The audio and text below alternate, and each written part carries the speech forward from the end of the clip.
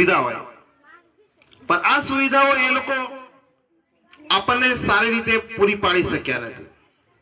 એટલે આપણે બધાએ જ એક અવાજ બન્યા છે, સરકારની સામે એક આપણે અવાજ ઉઠાવ્યો છે. આપણા નજીકના માનનીય ધારાસભ્ય શ્રી દેડિયાપાડાના ચેતરભાઈ વસાવા સાહેબ જનતાનો અવાજ બન્યો છે, અને એના અવાજને આ બીજેપીની સરકાર કઈ ને કઈ રીતે દબાવી રહી છે. એમના અવાજને આપણે બંધ રાખવો છે કે જાગૃત રાખવો છે? જાગૃત રાખવો છો ને બધા? તો તૈયાર છો ને આ માટે?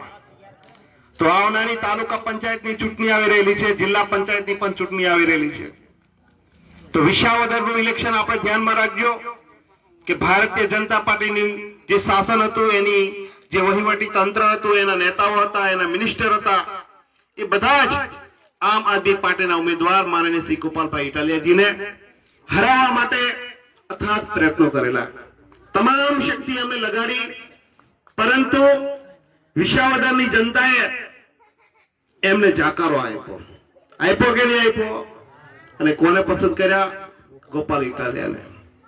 તો આપણે પણ આપણા ગામને, આપણી જિલ્લા પંચાયતની અંદર જે આવતા ગામોને એ જ ઉદાહરણ આપણે અહીંયા પૂરું પાડવાનું છે.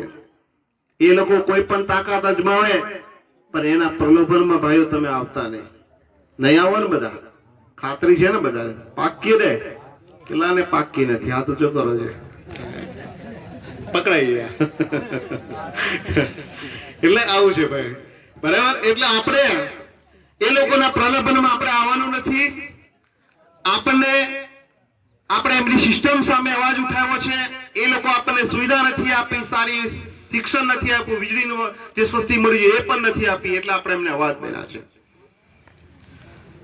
તમને એક જે અમેરિકાના ટ્રમ્પે બીજેપીની સરકાર ઉપર એક દબાણ કર્યું.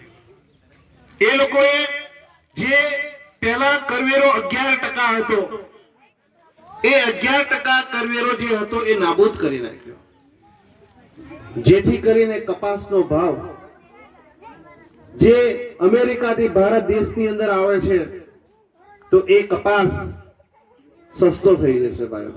આપણા ખેડૂત જ્યારે કપાસ વેચવા જશે તો બજારનું મૂલ્ય ખૂબ ઓછું થઈ જશે. તો આપણે એમને એમ કહીએ 11% તમે શા માટે દૂર કરો? એની જગ્યાએ તમે 50 થી 60 70 80% કરવેરો રાખો ને, તો આપણો કપાસનો ભાવ વધે કે ના વધે? વધે ને.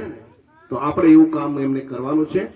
આપણે મતનો અધિકાર આપ્યો છે, એટલે મતનો ઉપયોગ કરીને આપણે આવનારી તાલુકા પંચાયતની ચૂંટણી હોય કે જિલ્લા પંચાયતની ચૂંટણી હોય, એની અંદર આપણે બધા એક થઈને મત આપીને આપણા ભાઈને જીતાડવાનો છે.